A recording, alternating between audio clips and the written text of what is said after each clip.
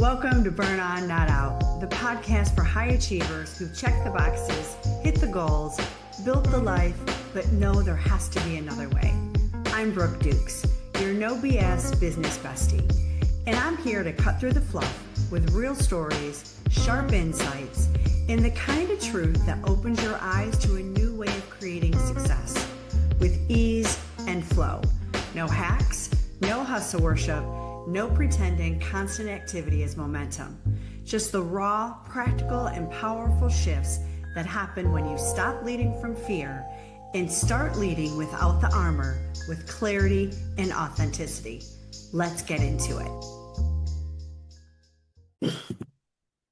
Hi, everyone. Welcome back to Burn On, Not Out. I'm your no BS business bestie, and today we're diving into what I believe is the most important conversation we could be having right now. What it means to lead, live, and grow a business in the new energetic landscape of 2026. So it's not about more productivity hacks or how to squeeze more out of your calendar. It's about alignment. It's about power. It's about learning how to actually trust yourself. And it's about letting go of the identity that got you here so you can become who you were meant to be next. So let's go. Let's dive in. 2026 isn't just another year. It's the final year of a major energetic cycle. According to human design, we're coming to the end of the cross of planning, which is a 400-year era built around systems, structures, and external authority. And in 2027, we enter a new global cycle, the cross of the sleeping phoenix. So yeah, you're probably like, what the fuck does that mean? Well, what does it mean for you and me specifically? It means we're shifting from seeking security in the external world, rules, titles, approval, formulas, and stepping into a time where everything is about embodied individually. So again, what does that mean? Embodied individuality means you don't just know who you are, you're living it. You don't just understand your values, you make decisions from them. You don't just speak your truth, you build your life around it. It's not a branding exercise. It's not something that you say in your bio. It's how you move, how you lead, how you create from that internal truth, not from external pressure and fear. And in human design, it's living from your strategy and authority, not just knowing them intellectually. So, embodied individuality is when your decisions, your business, and your leadership are in harmony with your energy, not your conditioning. So in this new era, no one's coming to save us. No one's going to give us the plan. You are the authority now. So I spent years hiding behind someone else, outsourcing my power because I was afraid to be seen. I was certain I needed an expert to tell me what to do. Well, that's just fucking bullshit. We don't need anyone to tell us what we need. We just need to remember who we are before life kicked us in the ass and we started protecting ourselves. We started putting on that armor of protection. Well, it's time to take it off. So that is the only way that we're going to truly be happy and successful. Here's a question I want you to sit with. Where in your life or business are you still waiting for someone else to give you permission? That's what 2026 is asking of us. To build a bridge from the old paradigm to the new. To shed who we've been. To stop performing. To stop proving. To stop living someone else's life based on their rules. And many of you, that's exactly what's been happening. I know that's what was happening with me. Because you're waking up to the realization that even the systems you trusted, the business models, the templates, the tools, they're no longer working. They're not aligned to who you are and who you're becoming. Because you're feeling that call to lead in a new way. But no one's giving you the roadmap. So today, I want to give you that roadmap. Well, not all of it, but we're at least going to start it today in this short 30-minute segment.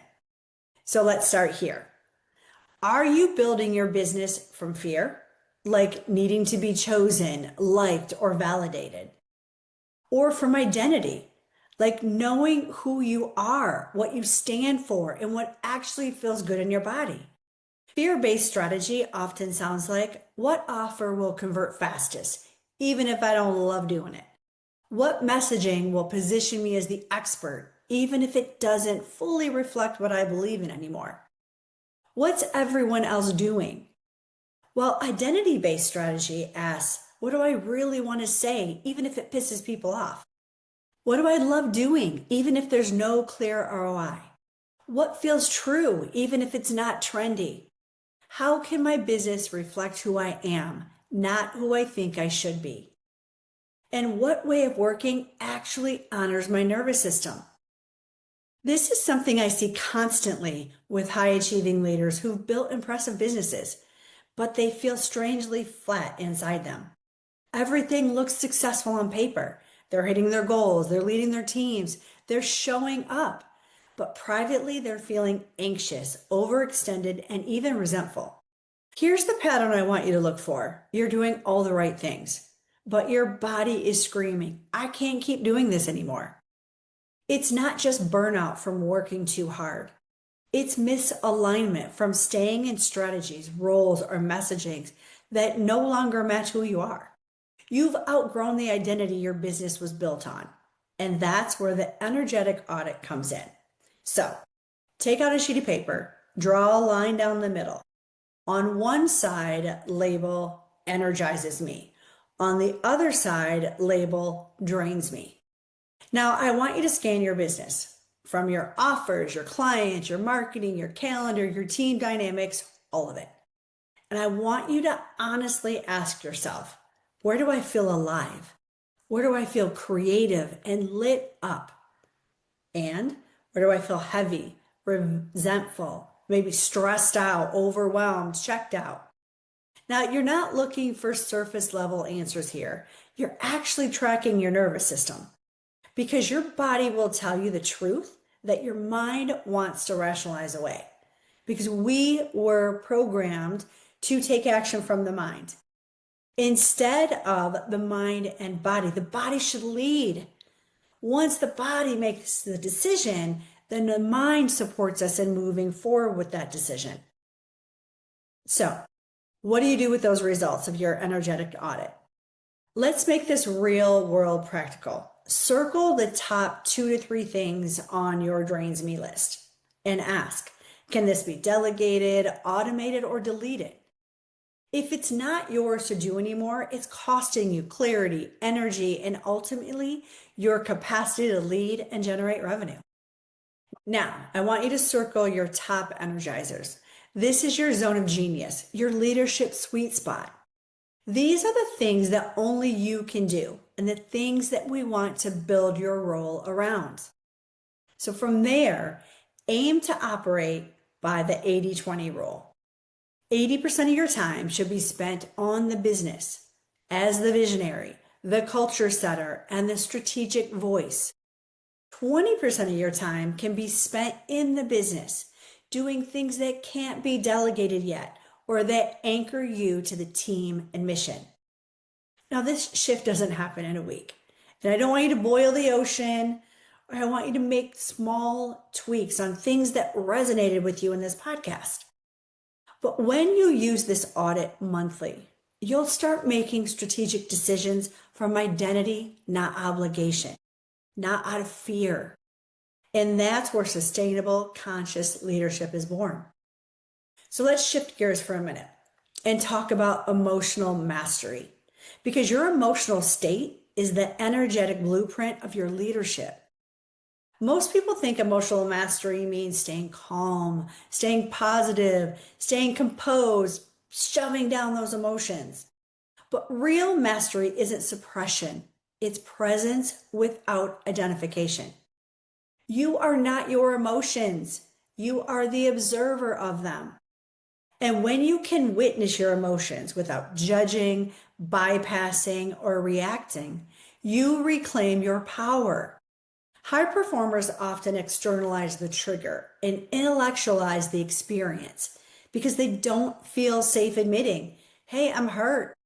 That hurt my feelings. I'm scared. I'm disappointed. I don't know what to do. So when that happens, what do? They seek control, they assign blame, they remove the emotion and analyze the problem. Because that feels safer than just saying what's real. I'm fucking scared. I don't know what to do. So, how does this show up? Most of the time, we're not feeling safe. We don't want to say I felt embarrassed. I was disappointed. So instead, we externalize the cause and remove the emotion because staying in logic feels more powerful than being with our vulnerability. But the truth is, your launch didn't fail. You felt disappointed. And instead of sitting with that, you made it mean something about your worth or your business model. Your team didn't disrespect you. You felt unappreciated. And instead of naming that honestly, you look for breakdowns of performance or process. Your client didn't cause your anxiety. You felt unsafe in a moment. And instead of soothing your nervous system, you created a new rule or boundary to feel in control. This doesn't mean your emotions aren't valid. They are. But when we fuse with the story instead of feeling the truth, we lead from reactivity. We lead from fear and not proactivity and confidence.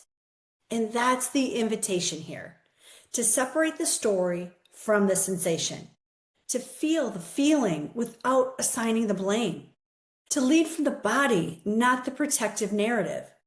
Emotions are data. They're energetic feedback loops, but they become dysfunctional when you collapse into them or try to bypass them with performance. So how do you master your emotions? You feel them fully without identifying with them, right? This is anger. This is grief. This is fear. And then breathe, move, witness, let it pass through you. Do you know that any emotion you have, no matter how intense, will pass through you in 90 seconds? If you don't judge it, if you don't identify with it, it will go.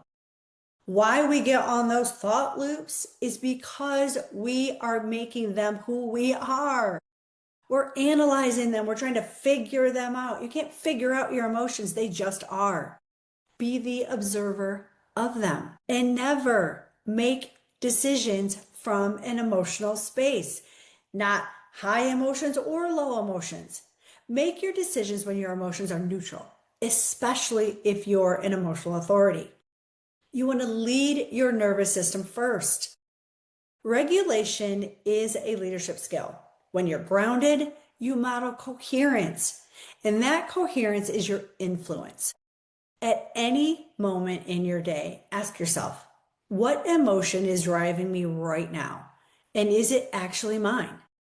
You'll be amazed how often the energy you're carrying belongs to someone else or a version of you that no longer exists. That's emotional mastery. And that's how you lead from truth, not trauma. Now let's talk about human design. Not as a personality test, not as a trend, but as a practical tool for self-leadership. At its core, human design gives you a blueprint for how you're uniquely wired to make decisions, use your energy, and interact with the world. It's not something to memorize or master. It's something to live. And when you use it well, it brings you back into alignment with your own authority.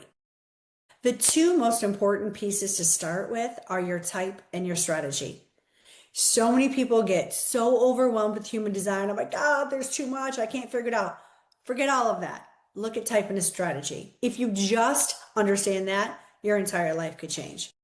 Because these give you a way to tune into your body's intelligence, especially in moments of pressure, urgency, fear, uncertainty. Let me walk you through what that can look like this week. If you're a generator or manifesting generator, did you respond to something neutrally? Or did you initiate from pressure, fear, or shoulds? If you're a projector, did you wait for genuine recognition before offering your insight? Or did you try to push through to prove your value? If you're a manifester, did you act on a clear inner urge or silence yourself to avoid rocking the boat? If you're a reflector, did you give yourself space to feel the clarity over time? Or did you rush to match everyone else's pace? You don't need to get this perfect. Just track it. Notice where you feel drained or resentful. That's a signal you're out of alignment. Notice where you feel clear, energized, and at peace. That's your design working for you. And here's why this matters. When you honor how you're designed to operate, you naturally regulate your nervous system. When your nervous system is regulated, you feel safe to lead. And when you feel safe, you stop reacting and you start creating from truth. So let's pull it all together. 2026 is not the year for big, flashy pivots. It's the year for subtle, powerful recalibration. You don't need to blow up your business or your career. You just need to stop building it from fear. You don't need a louder message. You need a truer one. You don't need a more complex strategy. You need a more embodied one that feels like you.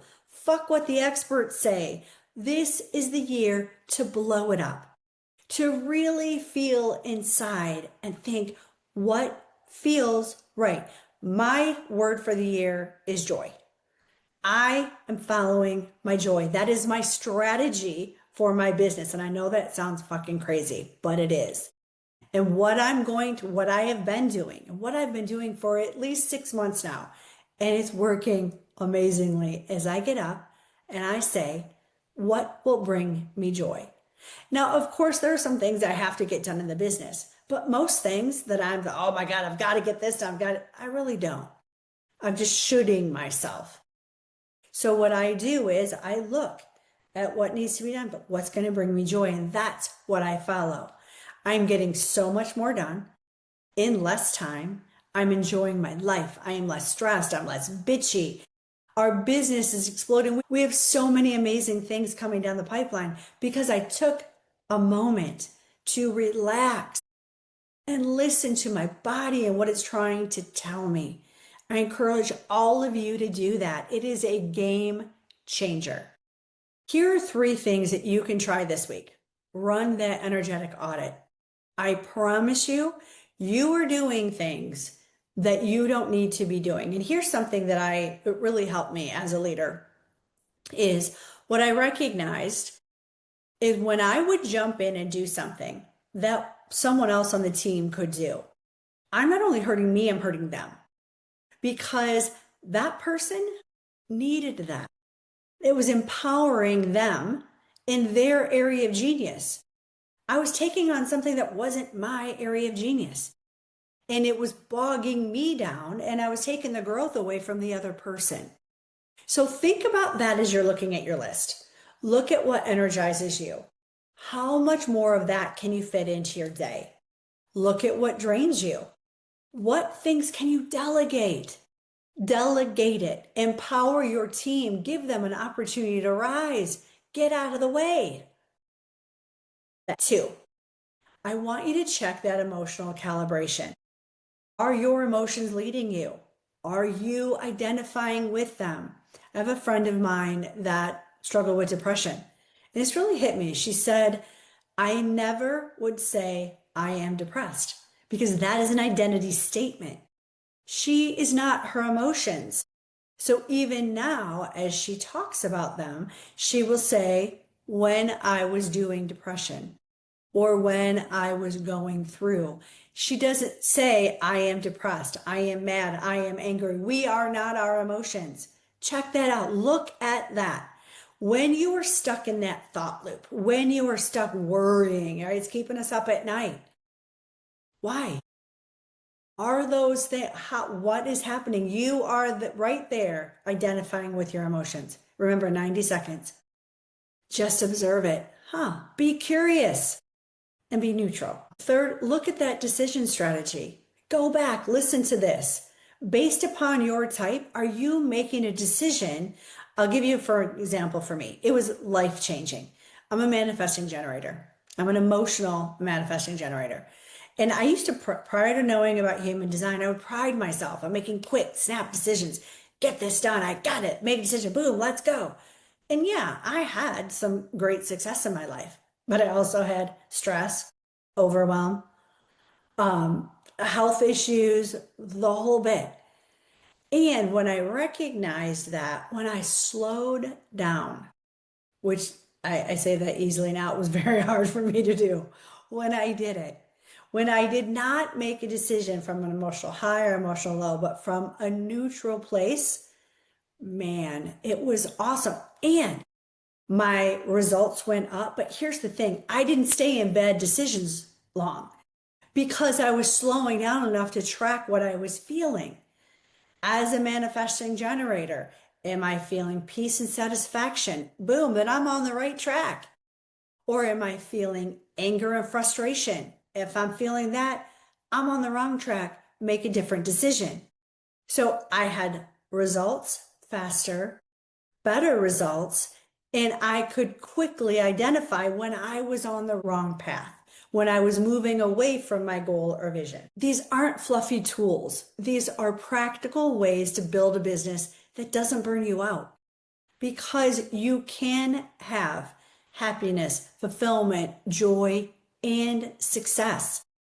You don't have to burn it all down just because you slow down. It's not going to fall apart because you start listening to your body. You're not behind. You're not broken.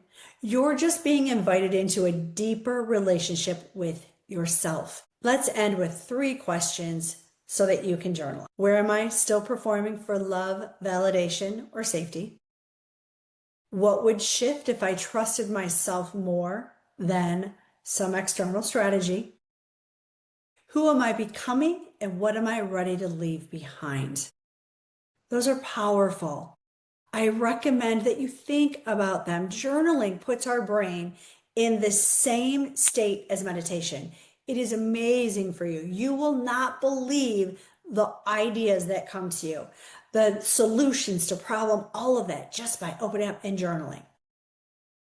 This is your year of becoming, not forcing, not fixing, just becoming.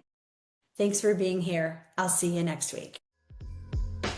Thanks for tuning in to Burn On, Not Out. If this resonated, check the show notes for tools and resources to help you slow down, trust yourself, and keep leading without the constant pressure and stress that wears you down.